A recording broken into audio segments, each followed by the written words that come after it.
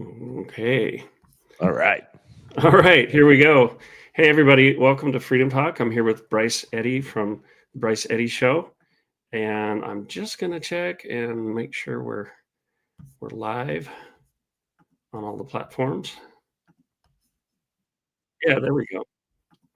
All right. So today, Eddie, this is your show. I'm going to let you do the introduction if you'd like. Well, Tell us hey, what we're going to talk about today. yeah, hey, we're sharing this one. But yeah, so I know you're an expert in this, and I am from kind of a different angle. But I've been posting all week about the fires in California. I have. I lived right in the area. I'm very familiar. I have friends and employees and, people that I work for that are affected by it right now. I've got people who work for me that, have had their power shut down, people who've had their homes burned, their businesses burned, absolute devastation and loss on about as epic a scale as you could possibly be. You've got one side of the equation right now that's blaming climate change. That's their constant mantra. Hey, we've got lousy policies, and of course, it's not anything other than someone else to blame or nature, and that's what we're dealing with, and that's just not simply true. What we're facing right now is absolute criminal negligence perpetrated on the people of the state of California by a out of control single party rule government that has been for years thinking we're all stupid, and the people who for hundreds of years knew how to manage the forest, manage our environment, clear brush, do backburns, all those sort of things. Those guys are the dummies, and some a-hole out of a university that has gone into government or got elected for these positions. They know better, and they're going to upend everything. And here we are. Yeah, well, I can provide a lot of insight on this. I'm just going to go ahead and read you some of my qualifications. My first career, of course, I'm doing this now, but my first career was in natural resources management, environmental remediation. So Kelly John Walker, MS, worked in urban interface wildfire prevention for over a decade and was awarded the Bronze Smoky Bear Award by the U.S. Forest Service. I'm gonna put this up here. That's me back in the day in Sun River, Oregon, a little younger, not quite so much gray hair. Let's see, he was awarded the Bronze Smoky Bear Award by the U.S. Forest Service. He wrote the nation's first Project Wildfire Urban Interface Wildfire Protection Plan, which the Forest Service used as a national model. He managed forestry and environmental concerns for one of the most high-dollar housing and resort communities on the West Coast, totaling over 2,000 acres for 7 years. He was on numerous boards, including Project Wildfire, Deschutes Soil and Water Conservation District, blah, blah, blah, that goes on. He held terms in an elected office as vice chair of the Deschutes Soil and Water Conservation District. Now, I trained on a graduate fellowship with the U.S. Department of Defense and the USDA Natural Resources Conservation Service at New Mexico State University. So really, that's a long-winded way of saying I have a lot of experience in this field to the level of being probably top tier in the nation on wildfire prevention, but especially restoration, remediation. And if you're watching this, I'm not sure how I'm going to do it, but I would love to get down there and help some people out. I'd like to find some funding. Wednesday night, I was on the Larry Elder Show. Today, I was on TPUSA. Wednesday. And then yesterday, among other shows, I was on Real America's Voice. So I not only can look at pictures and look at the data and know quite a lot about this, but I could go down and help restore the areas. So one of the things you're saying is that this is criminal negligence, Bryce, and I have to say that is a good way to put it. Gavin Newsom and some other people on the political spectrum, usually on the left side, are saying that, well, this is all a product of climate change or global warming, and that really is a straw man argument. It doesn't apply. It's not relevant. I don't think we even have to get into the argument about the validity of climate change. What this is due to is rank mismanagement. Go ahead. Yeah, I might pause for a moment just to clarify and qualify that. And the reason is because we are cast to the fringes if you ever question the climate change narrative, right? Yeah. And here's the truth of it. We know that the climate changes. It has for the entirety of the age of the earth. And Sure. we know that it's changed while we have been on the planet. We know that they used to grow wine grapes in the UK. We know that climate ebbs and flows. We know that it changes. We do know that the major factors for that are not necessarily human beings living on the face of the earth, although we contribute to some of it. They can never tell you exactly how much or what mitigation efforts are needed to block the, the small percentage point of what might change over the, coming 100 years. Yeah. The truth is that this is a grift for many people to make money. Yeah. Activists make a ton of money with things like this, and then they perpetuate the problems based on, again, creating this big boogeyman. And what we've seen is, and I think that there's some nefarious purposes, and, I don't have your expertise in that, but what I have done is talk to a lot of people that have been involved in industries of the past that mitigated these things. And I've talked to dozens of firefighters, and I've had people on the show that are experts. I have current firefighters who are in leadership in LAFD and LA County Fire that have been affected by this and have talked about this issue privately year over year over year, and how much worse it keeps getting because of their policies. And they're frustrated. Morale is down across the departments. And so we're finding ourselves in this terrible position, and their excuse is climate change. And they call us climate change deniers if we question that, that assertion and that talking point. Yeah, you're quite right. I worked with fire departments, fire marshals, Oregon Department of Forestry, U.S. Forest Service, and all of those people know what's going on. There are fantastic professionals there, but what we have right now is the political machine churning. Look, the global change, climate change argument. Sorry, I'm looking something up as I talk here, but that argument is a moot point. Because, okay, let's give them, we do have an influence on the environment, on the atmosphere, but I don't, in my professional opinion, it's not nearly as great as it's stated. But let's grant them that. Let's say, yeah, we're influencing the climate. Okay, so what? So what are you going to do about it? How do you keep things from catching on fire if it's 2 degrees warmer? It's a non sequitur. It has nothing to do with it, and certainly getting rid of gas-powered cars isn't going to be a solution. You're right. It's a grift. There's this big carbon credit market, and it hasn't even been established, no matter how much they want to browbeat people, what exactly influence we have on the environment. I could do, actually, Alex Newman and I did a show. You can go to realfreedomtalk.com and go back a few pages, and we did a whole show on the global warming and climate change. I'm a scientist, and Alex is a research journalist who's gone to Davos and all these other places. But so if we had done due diligence on the environment, on the natural environment, if we were managing it the way that works with nature, I don't care if it's hotter and drier, we wouldn't be in this situation. And by the way, you might know that the peoples who were living on that land before the Europeans came, they used prescribed burning. They managed the environment. Yep.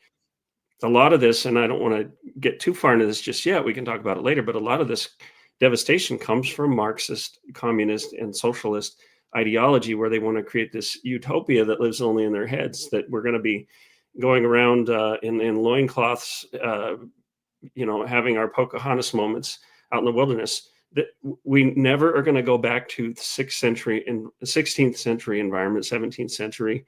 We live on the land. We're not aliens here. We have to live with the land. And that's what these people have refused to do. Gavin Newsom, Karen Bass, they live in this dream world, and then they're going to blame it on this nebulous concept instead of saying, look, our forest management policies have been devastating. Our water policies have been devastating. I can go into some really interesting details on that too, by the way, because and I want you. I want you to. I think that they live in tall buildings, and they live divorced from the everyday, and most of them live divorced from nature. I mean, they're running around in their chauffeured cars, going from cocktail party to press conference and fundraisers and all of that sort of stuff. Karen Bass, I mean, she's been absent. She got put in place by the people of Los Angeles, in favor, instead of a genuine businessman that was fairly moderate and palatable for most people, and could have straightened a lot of things out at the local level. One of the key developers in that area, right? I mean, yeah. I mean, half of his projects have, probably, I mean, the devastation in Pacific Palisades. I mean, it is horrific to see those pictures coming out today. I mean, we're talking about, it's like, Rome burning level devastation. It's fires that we had before we understood this stuff and had good buildings and mitigation techniques. I have to say, Mrs. O'Leary's cow is off the hook, because this dwarfs the Great Chicago Fire. That's right. Almost insignificance. My wife was saying she looked at some maps she saw online about how big the Chicago Fire was versus this one, and it doesn't hold a candle to it, And I wonder, Karen Bass, Gavin Newsom, do they know the names of the plants there? Do they know anything about the ecosystem? I do. I lived in Pasadena for 3 years, looked out toward Altadena.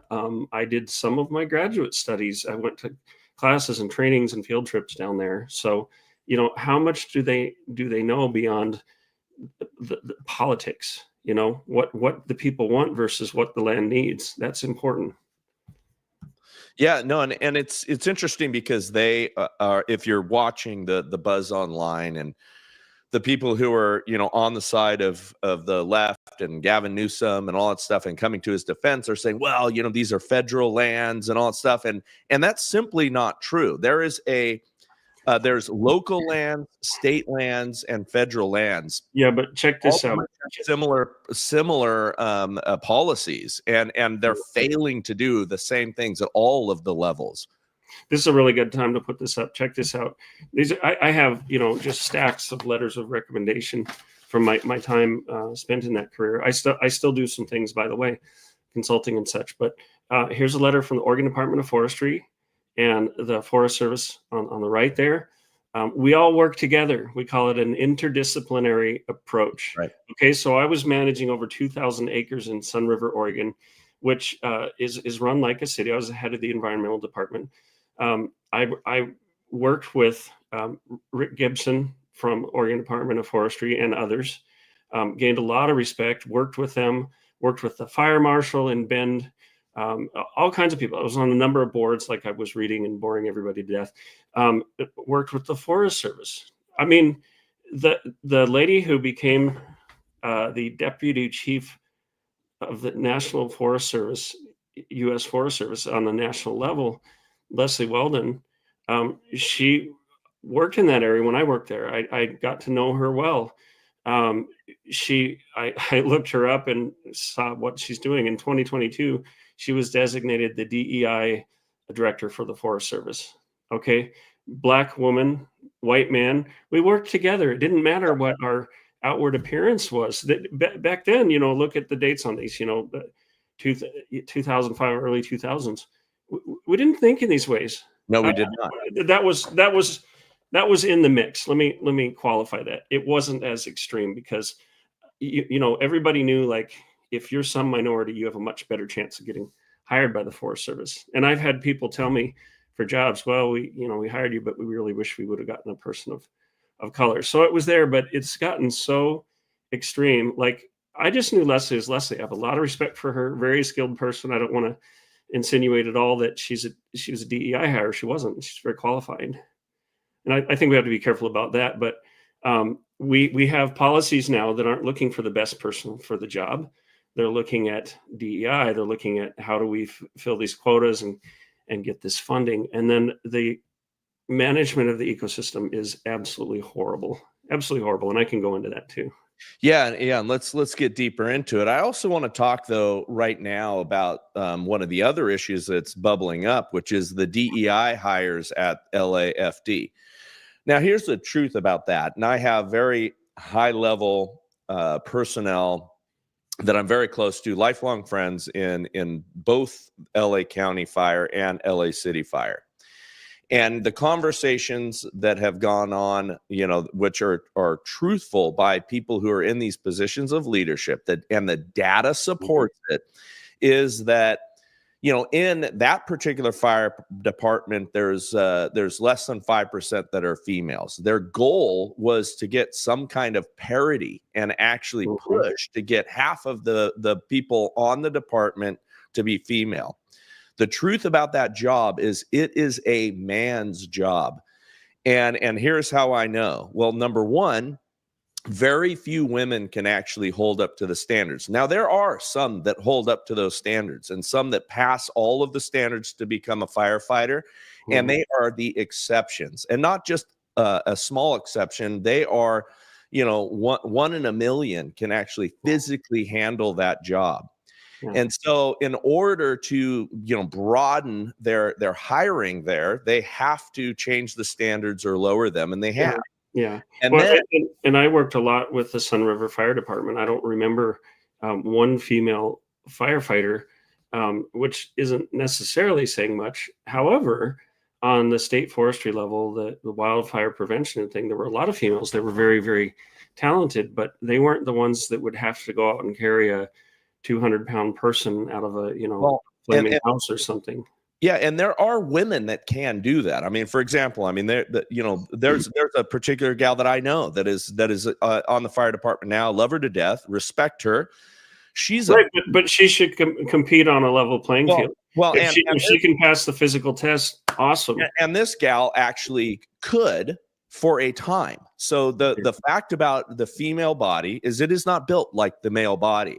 And although you have these unbelievably strong CrossFit type women that just push their body to the limit, they have a much higher injury rate, and they have a much lower longevity. And so what ends up happening in the data, this we can be fact checked on, they end up going out on medical disability or workman's comp at a rate that is incredibly high.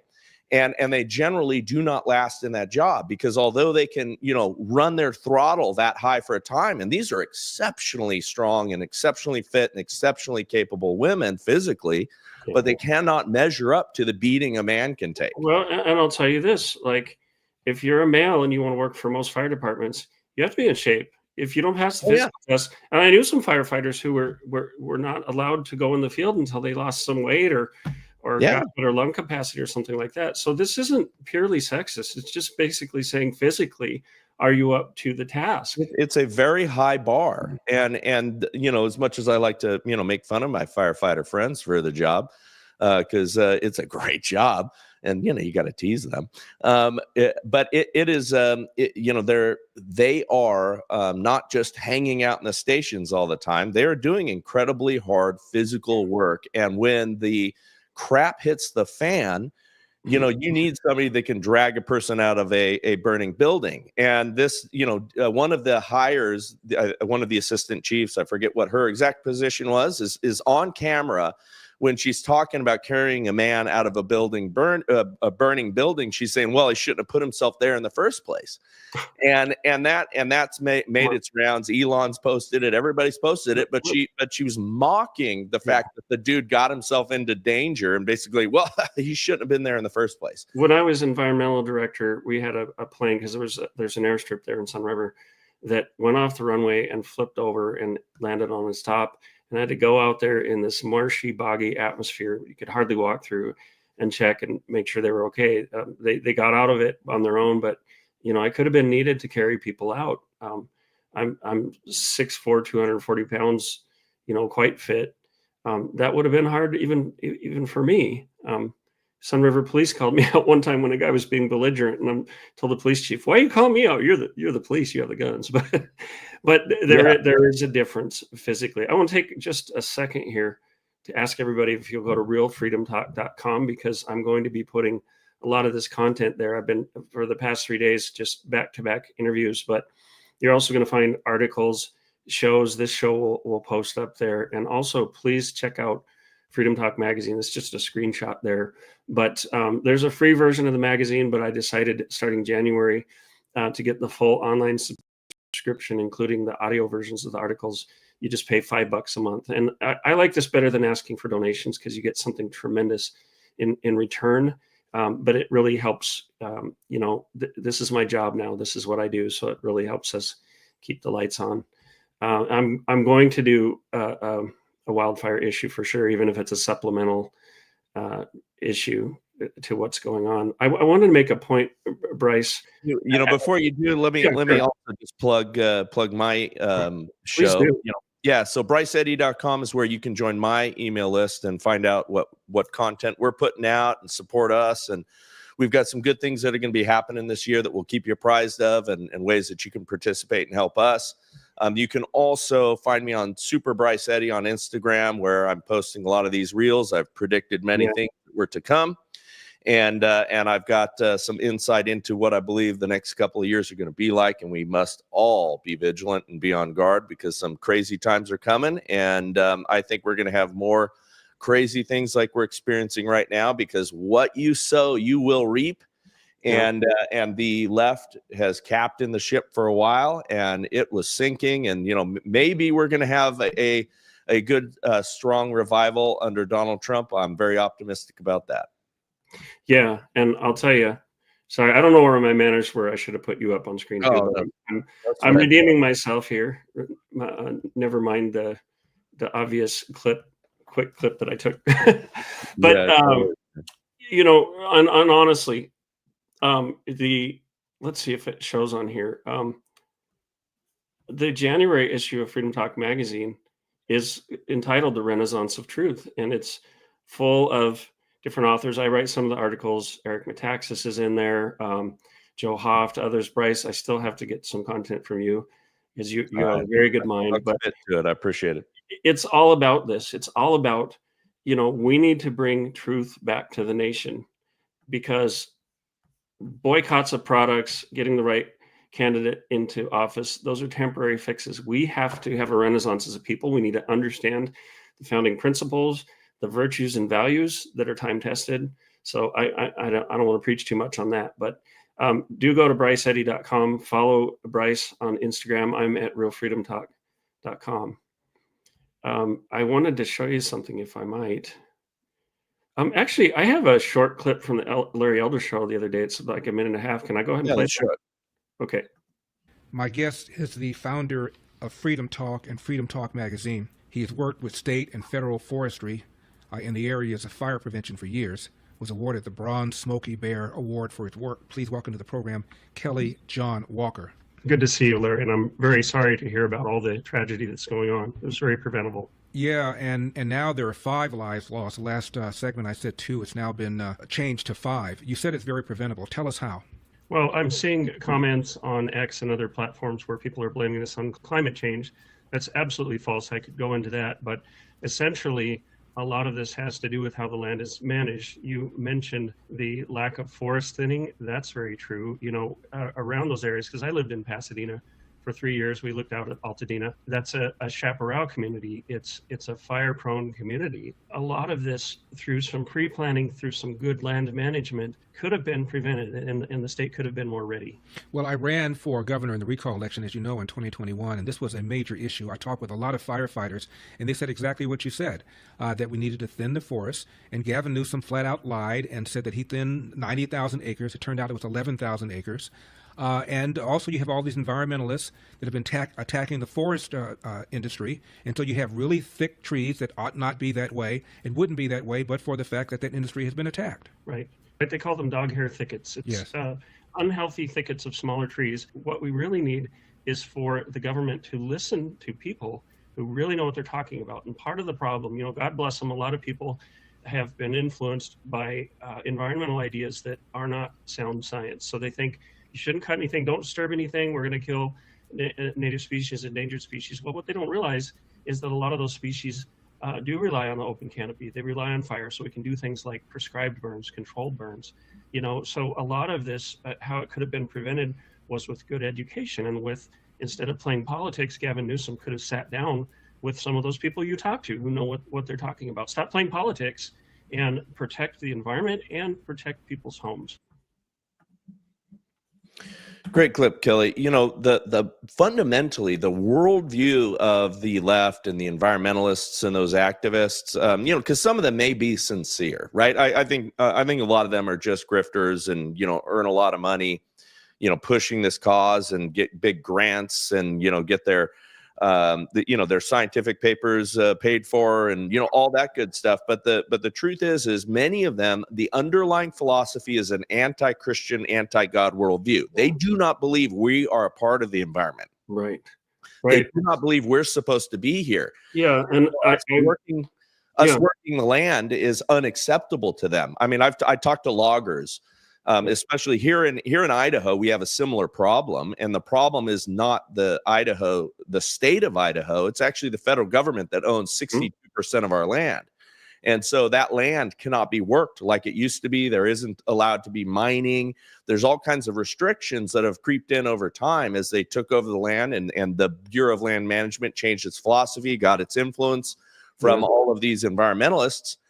And so that undergrowth, the removal of dead trees for firewood, all of those sort of things is not happening. And that's why we had this year some pretty significant fires ourselves.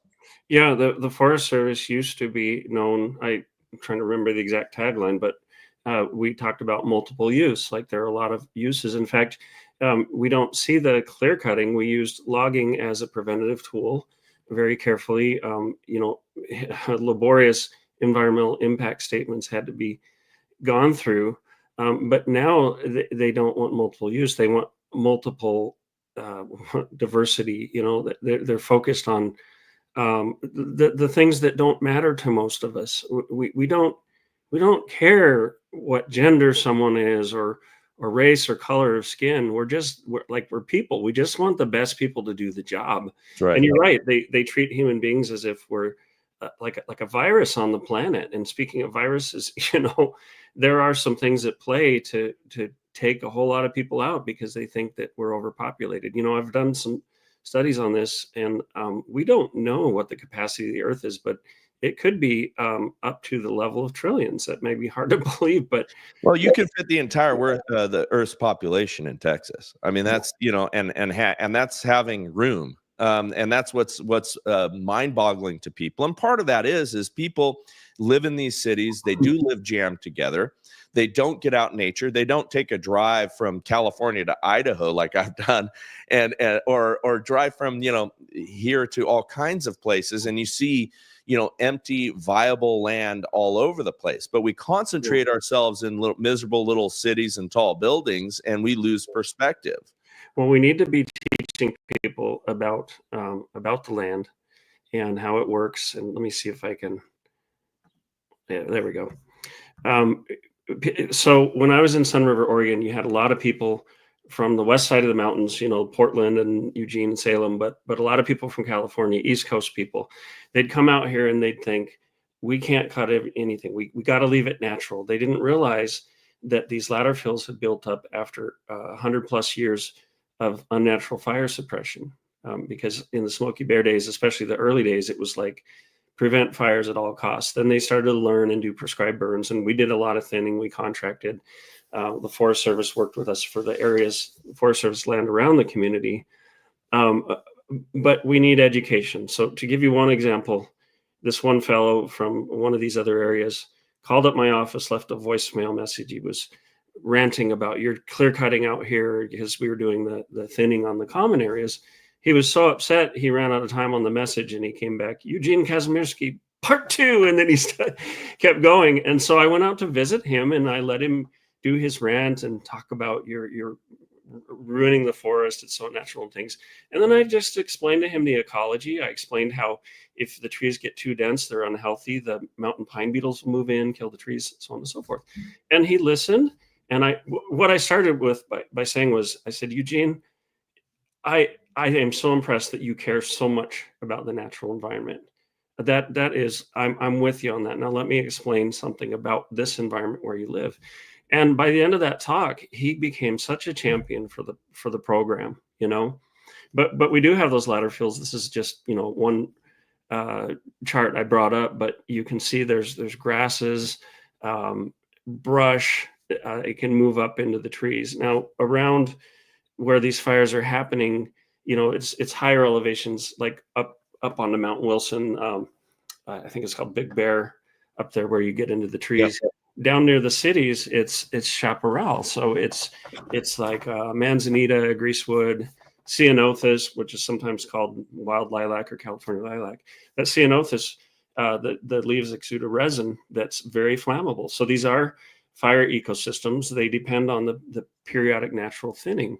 But we have a multiplicity of problems because people let those fuels accumulate. And actually the cities kind of replicate the forest, because now you have situations where you have debris, you have brush and grasses next to the houses. And Bryce, a lot of people think that these big walls of flame move through, and that's what destroys everything. In the vast majority of the cases, it's not so. I've seen studies, I've watched them, I've gotten continuing education credits for them. Like up in Canada, they had these huge forest plots and they built structures, and they would have flames go through, and versus what we're seeing here, which is embers. The flames burn hot, but they didn't burn long enough to ignite the buildings. What happens is you get, and this was very bad with the winds, but you get almost like blizzards of embers of sparks. So these get into that material and move up this fuel ladder, and they can even get in under shingles. And this is the major problem. You do see some trees there that are catching fire, and I think this is simply because 100-mile-an-hour winds with embers, it's going to be really hard to stop that. But you see these pictures, maybe I'll pull one up later, but you see these pictures, aerial views, and their entire neighborhoods wiped out. And I told one of my sons, what do you notice about this? Well, the houses are gone, but a lot of the trees are still there. I said, yeah. I said, that's because the embers come in, they catch the structures on fire. The trees often, you know, they don't have any flammable limbs or enough to ignite the trees. So the homes burn. And then people come in and say, oh, this must have been, you know, direct, what do they call them? Direct energy weapons. Maybe, but I would first default to this, that it's the embers. And that's why you're seeing the trees. You know, I think we need to look into all avenues, but I will say by default, that's going to be a typical pattern in an urban forest interface. Yeah, let me offer up another part to that. So that ember cast, you know, there's a lot more issues with neighborhoods burning down that actually aren't in the direct line of a fire, right? Exactly. And a lot of it is because, you know, we are prematurely and sometimes out of an abundance of caution and safety in many of these fires, having evacuation because of liability reasons, because of new policies again. And so a lot of people are leaving their neighborhoods and unable to, you know, fight and tamp down small, tiny little fires that begin around their property based on just that ember cast that's coming from blown from a fire far away. And we've seen that in many neighborhoods that have just started that way. And if you talk to the firefighters, this is a big concern of theirs, is they're telling people to leave, and people defending their property, sometimes is incredibly valuable. And, you know, there's a whole nother part of this too, is what's gone on within the insurance marketplace, which is my background.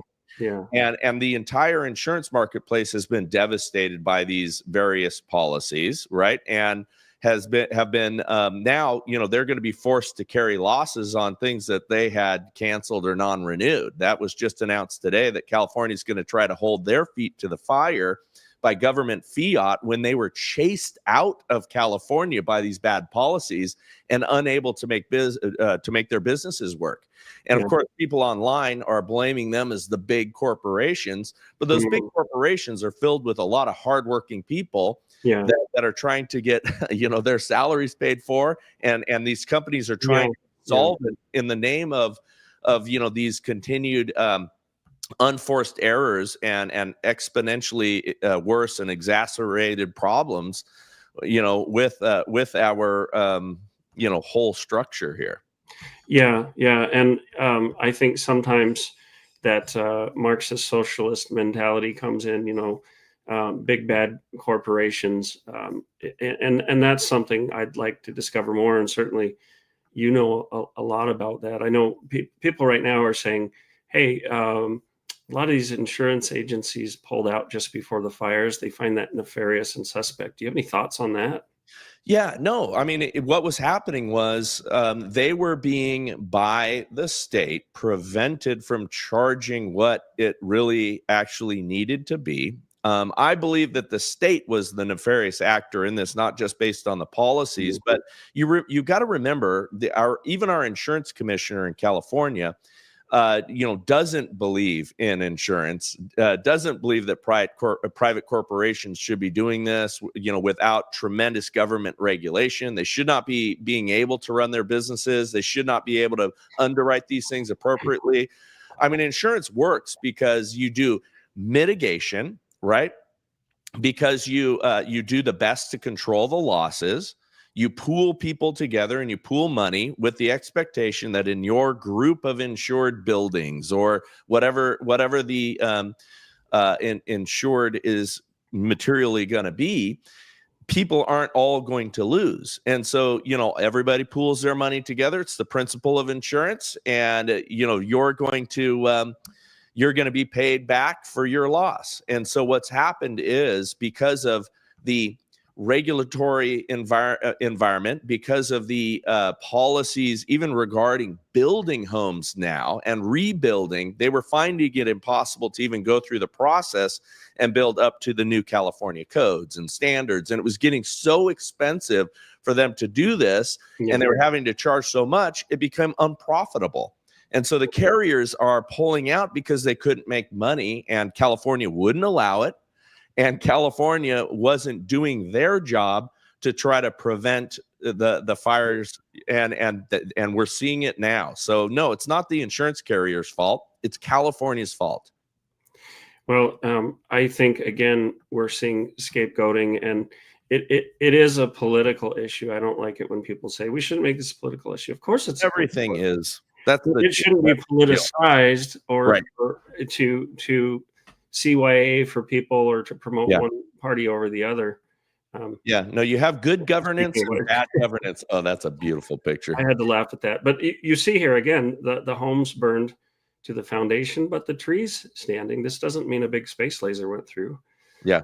It means that most likely those embers are to blame in a lack of defensible space. You see here homes in very close proximity.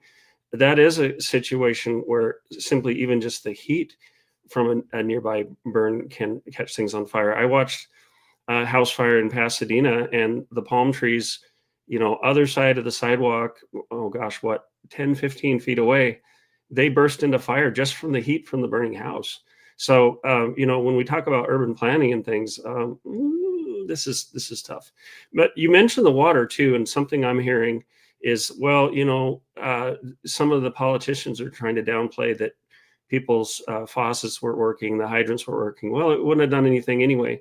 Well, I beg to differ, because when you're talking about the fuels, what could you do with a garden hose? Are you going to fight against walls of flame? No, but you can soak down the flammables. You can soak down your roof, and it's going to help with those embers. It could help with the nearby structures burning, that you're not going to get that thermal ignition. So there's a lot of sorting to do here. And again, not to get too political, but for people to say, you shouldn't be attacking Newsom and Bass and others right now. That's exactly who should be on the hot seat.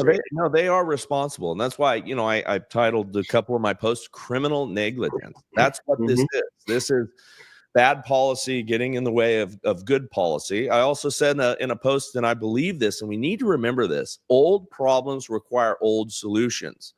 We knew what to do. People that, they did not go to Ivy League colleges all the time, but they worked the land. Yeah. You know, the understanding we've had about forestry management is centuries old.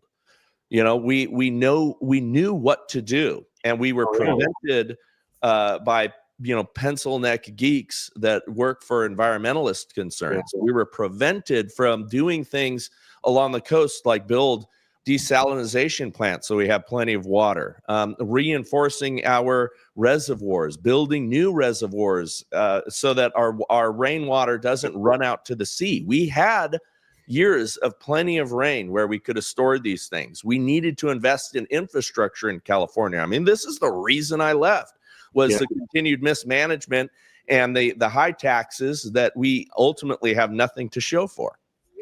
Yeah, absolutely. And somebody, CRT mom, I know her. She mentioned wood shake roofs have been outlawed since 2001. Yeah, when I was working in Sun River, they were prohibited there too, and people were retrofitting them. There is so much that can be done. I want to tell you something too, in terms of policy. When we had this program, this plan that I came up with, and I combined some of my graduate knowledge of composting, I came up with a project and got a grant from the Forest Service to co-compost the sewage biosolids that were processed in the community with the wood chips and brush trimming from our ladder fuels reduction program. And so we ended up with all this great compost. They got to sell it, recoup their costs. Well, on the neighboring forest lands, you could submit for grants for different projects. There was one year, actually, I was invited to go meet President George Bush, woo-woo. And that we had these large, devastating fires, plumes of smoke everywhere, huge, massive, like it looked like a bomb went off. And one of those forest areas pretty near to Sun River, I submitted an application for a grant to take some of this compost and use it to remediate the soils. Because what happens after all those fuels build up is the fire burns so hot that it not only burns the plants and down to the roots, it burns all the organic matter out of the soil. And if you know anything about soil science, that organic matter is key, especially in those sandy pumice volcanic soils up there. Everybody loved it, but one of the botanists in the Forest Service said, "Oh, no, we can't bring anything in from the outside." And then here's going to your area, you know, Idaho fescue, right?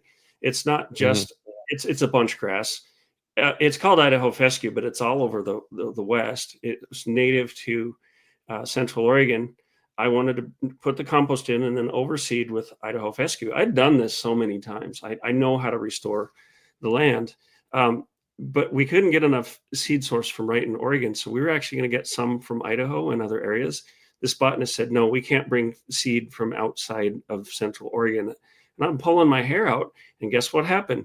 That area suffered from devastating runoff, noxious weed invasions. Okay, so somebody who did not, sitting in an office, having, who knows, do you even get out on the land? Have you managed land? Do you understand how it works?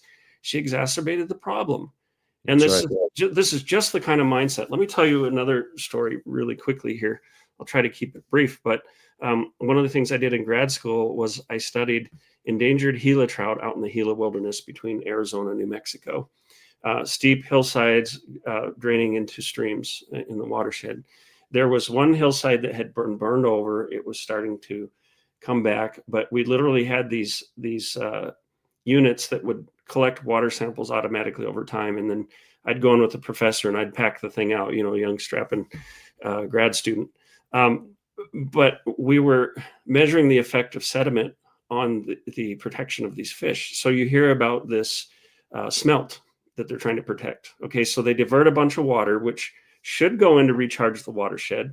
They're not thinning the vegetation, so the plants are using too much water that should be percolating down to recharge the groundwater. Now, as a result of all this, we've got these devastating wildfires. Now we're going to have the same problem that the Forest Service denied me the chance to help restore. We're going to get runoff, sediment, landslides, you name it. Where's it going to end up? It's going to end up at the bottom of the basin or the watershed, and you're still going to kill the fish. It's the most myopic, moronic mindset that you can imagine. If you want to save the fish, understand the ecosystem. get involved. You have to intervene. We don't. We're not Native Americans out on the land, but I've got, the conditions are what they are today. It's totally changed. But I have news for them. Again, the Native Americans didn't live on pristine land. They managed the land themselves. Yeah, no, that's again, that's where these people, who have accumulated some knowledge but have no wisdom and have a fantasy view of what the earth was like, and what it should be like and how many people should be on it. Again, it fundamentally comes down to a particular worldview, and it's a secular humanist worldview where we believe we can control everything, and we believe that we're more powerful than God, and God did not give us the land to be a good steward on. And that means we are to work it, and we are to use responsibly the resources of the land, which includes using the forests, using the trees, using the downed woods, and allowing and the firefighters know this. I mean, part of their training used to be doing regular back burns that would simultaneously, reduce the amount of flammable ground materials, and would give them a chance to practice on fires. And they would do it on days that it was safe, and they'd cut fire lines, and they'd do very controlled burns. And then what did the environmentalists do? Oh, we don't want that. It releases, badness into the atmosphere. Oh yeah, CO2 and all that air quality. Yeah, and then what do we have now? How's the air quality now? In California? That's the absurdity of it. Every single year this happens, and every single year we're breathing in clouds of smoke that did not need to be. I mean, it would not have been the same accumulation of all of that doing strategic backburning. Yeah, absolutely. And when I lived and went to school in Pasadena, it was from 1987 to 1990, and there were just these gray walls of smog. And we, on a clear day or after rain, we could look out and see the hills of Altadena, see up to Mount Wilson. But it's not like that anymore, and we've made progress. And it's not because, give some of these people some credit, reduced emissions, those types of things. They've had a good impact. But why would we take all of that progress and act as if, Chicken Little, the world's falling down around our ears? We're making good progress, but we've got to get a hell of a lot better at managing the environment. And I've been saying, if there's one silver lining to all of this, it's that other communities can learn from this and say, where are we vulnerable? Are we being this stupid? Do we need to change our policies? Yeah, and I appropriately, I hope they appropriately hold Gavin Newsom responsible. I hope this exposes at the same time the DEI policies that have put less competent. And I'm not going to say that these women are incompetent, though that may be the case. But we do know that that the leadership at LAFD was promoted into those positions while they passed over more qualified men, and that is the truth. Yeah, and I'll tell you, before this attitude entered everything, you're just going to go to people and get it done. You're going to work together. But now there can be this inferiority complex because, oh wait, you're a man, you're mansplaining, all those interpersonal, just warped politics come into it. And look, I've heard a couple times, I think it was the fire chief of LA or whatever, say, oh well, we want diversity so that if you see someone coming to save you that looks like you're going to feel more secure. What's the underlying message that they're trying to seed into society? If you're in a black community and a white firefighter shows up, you might not be safe. What are they sowing into society? I don't care. Yeah. I don't care if it's a black lesbian. If she's buff and can carry my family out, great. But usually it's going to be a big man, a big male. No, we want to see a competent person, and I don't care what color they are. Just do your job. And neither could I. I could care the square root of less. Yeah. It is not about that, but they are sowing division by saying such stupid things, and it is paramount in its stupidity. Yeah, I'm so glad to see people on the left starting to get it. I work for Mike Lindell, communications director for election integrity, the Lindell Offense Fund. Mike's been on Young Turks a couple times, Anna Kasperin and Cenk Uygur. They're both amazing that the red pilling is going, but Anna has said basically, like, I just want to say it hasn't been the Republicans that have made my life difficult. It's been the Yeah. Democrats, and they're I starting to think, see just the insanity.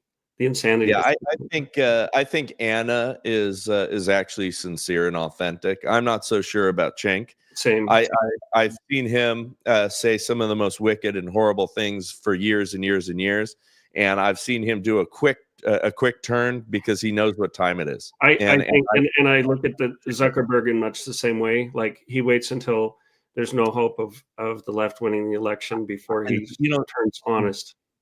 You know what, Zuckerberg, though? I'll offer a slightly different perspective on Zuckerberg. So I think that he was, a young kid that got squeezed and pulled into the deep state apparatus, and basically, hey, we're going to make you incredibly wealthy, and we're going to prop up, a few companies out there in the social media space. We're going to help you guys to be extra successful, and we're going to suppress the others. And we know that happened. We saw the Twitter files, right? We know that that's the case all over the place. And this is a young kid. This isn't, if you read Elon Musk's biography by Walter Isaacson, I just finished it. You see how he is not motivated by money, and that guy is a damn the torpedoes. I'll tell people F you to their face, and that includes the government in many respects. Now, I don't trust anyone completely, but praise God for Elon Musk for being willing to do that. And he's fighting some great battles, even with the UK and all that stuff now. I think that's in his DNA. And Zuckerberg has had two things happen recently. Donald Trump, when it was an inevitable that he was coming in, Donald Trump put his arm around him now and said, I'll protect you from your former masters. A new sheriff is in town, and so I do think that that's a little bit of an awakening for him. And when I say they wanted just a few companies to control, remember that interview that Mark Andreessen gave, where he talked about AI and the fact that they came to him and other AI investors and said, don't bother investing in a bunch of AI startups, because we're going to bless 2 or 3 companies and we're going to control them. That was what the left-wing government, the tyrannical government, looked at. That's what they intended to do. Well, that was over for Facebook now, and so Mark Zuckerberg feels released and free.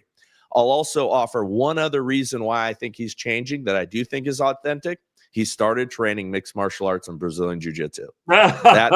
You had to go there. You had to go there. Yep. Well, but this is absolutely true, man. There is something in learning to fight, and especially when you're a nerdy kid like that, and seeing that, wow, I can become strong, I can become effective, I can choke people, I can armbar them. That builds something in a man that allows you to stand up and allows you to start to think differently. Lifting weights builds testosterone in men. It's why the left started calling working out a right-wing thing. And so it increases testosterone, it builds muscle, it builds intensity. I tell all of my guys when they come first to train with me, I say, give me a year, I'll give you a superpower and it'll change your life.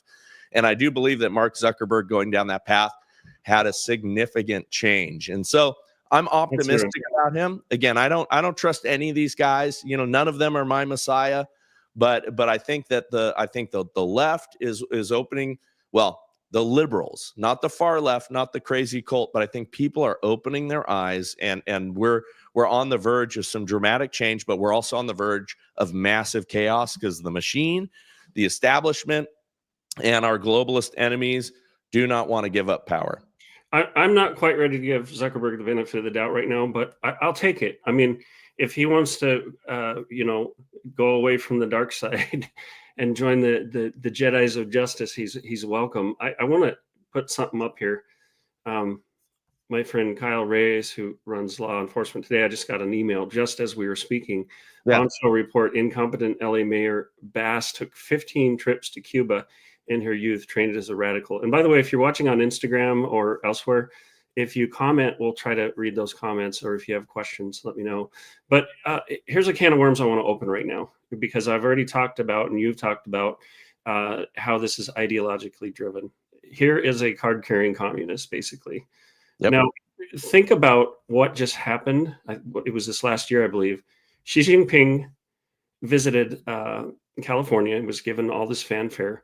Look at this book here. This is a reprint, a translation, translated from the original People's Liberation Army documents. In fact, it is a telling book. Here you go, right here. Very telling.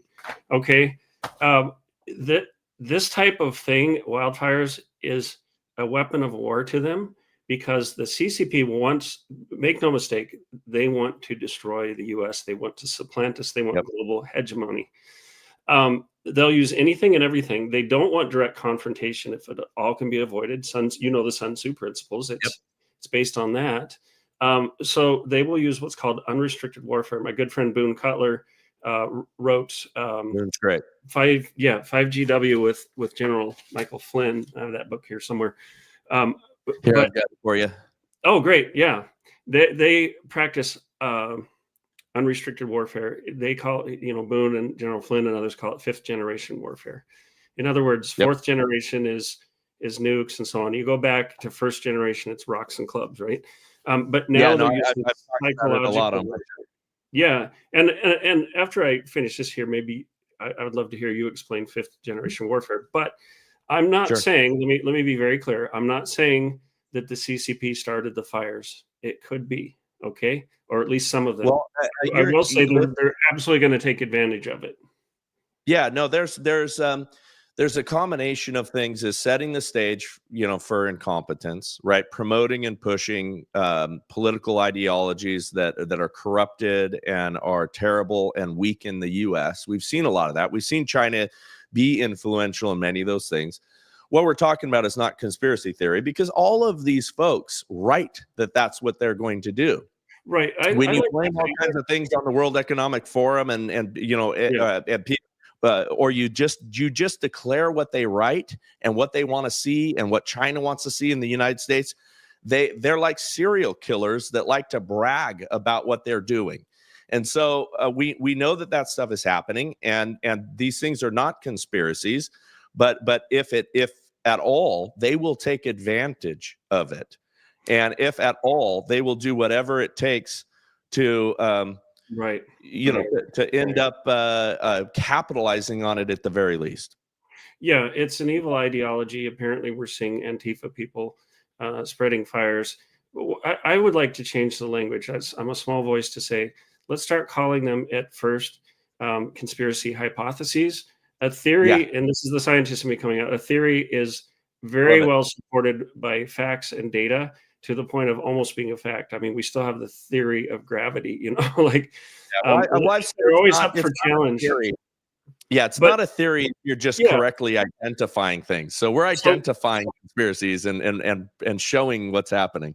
Yeah. So you look at this picture and you say, is there a connection? Well, we know that they would do this. Did they start the fires? We don't know yet.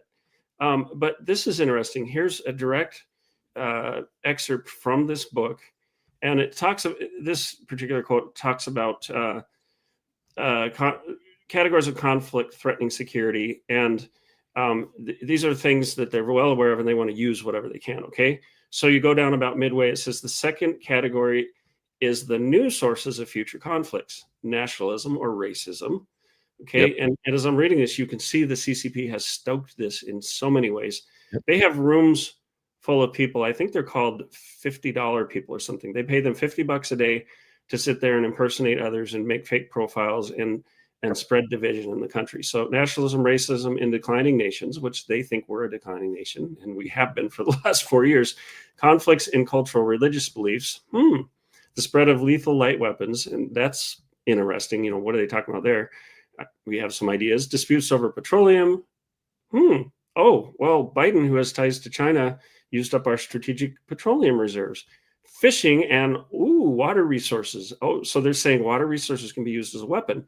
The tide of refugees and population flows.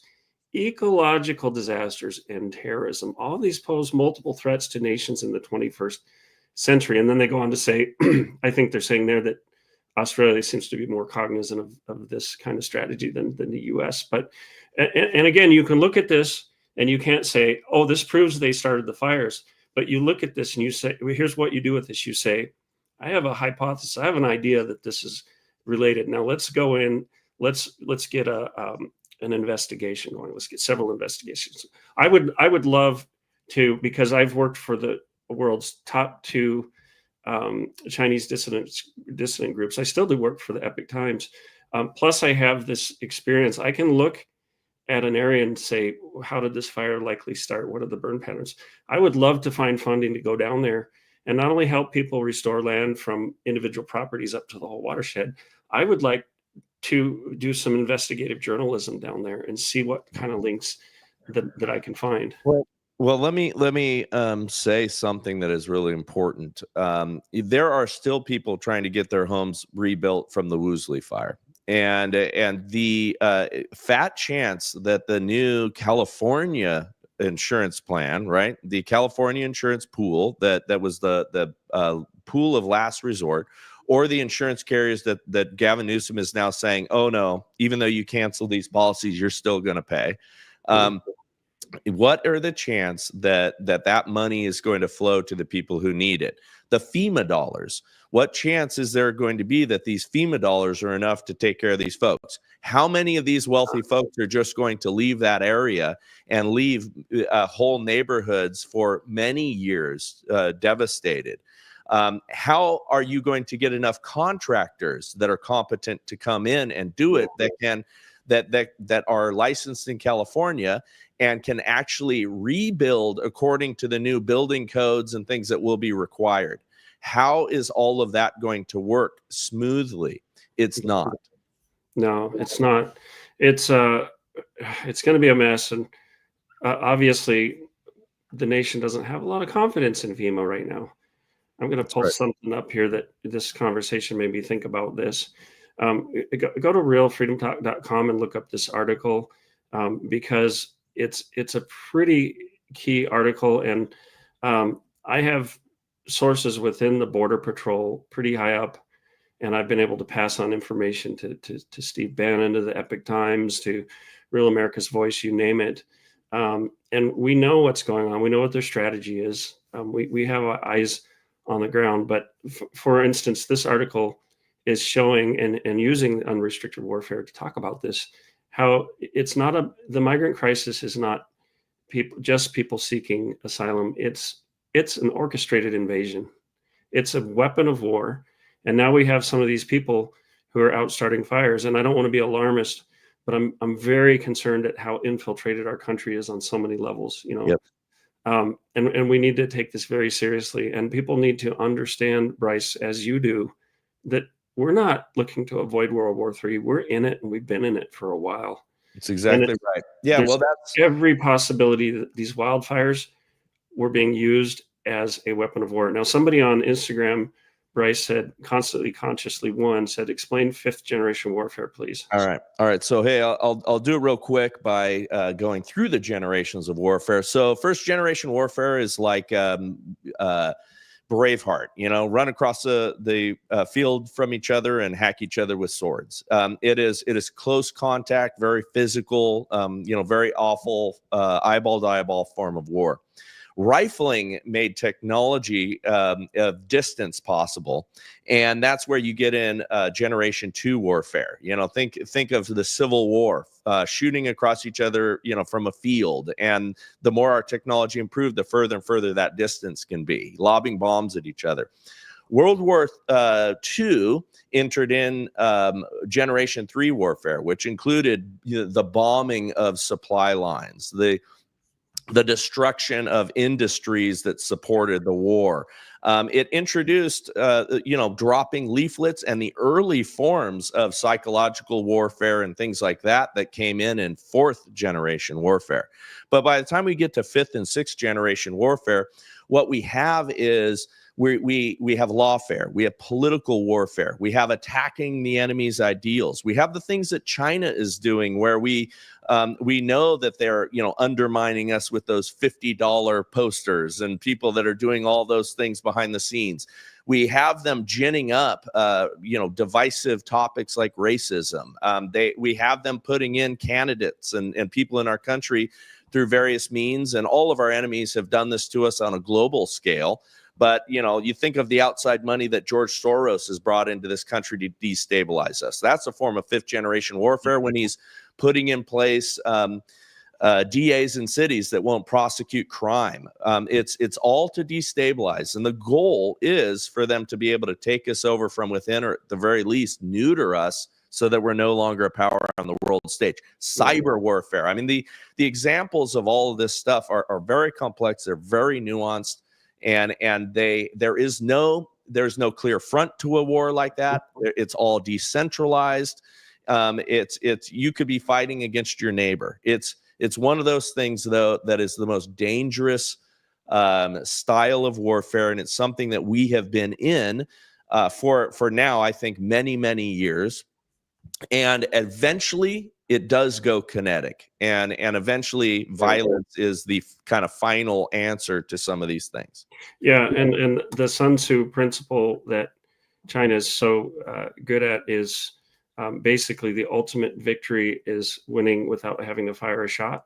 That's right. If you go to realfreedomtalk.com, there's a number of articles. There's shows that I've done with you, Bryce, that I've done with Boone Cutler on these topics. Let me pull up another slide here. You might have to do a little searching, but go look for these things.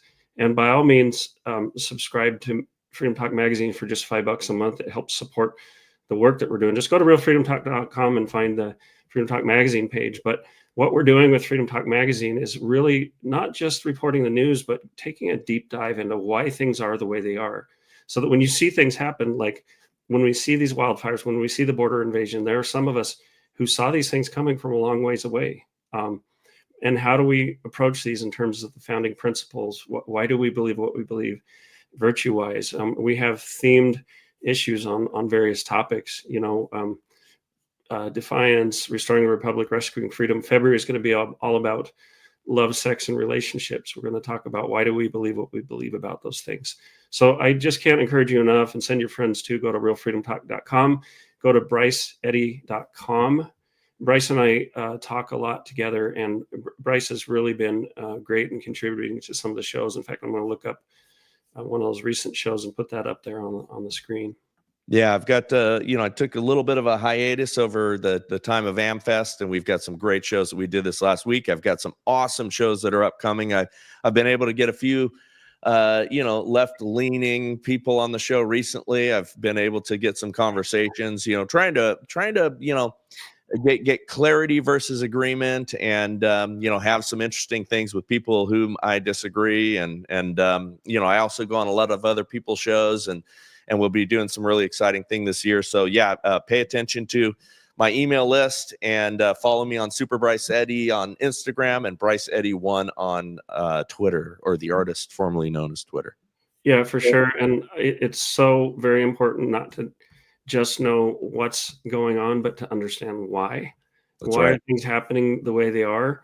Otherwise, we're just going to repeat patterns of history, and the enemy's going to win. They're counting on Americans not to be educated, not to be informed. You all probably hear about PSYOP, psychological operations.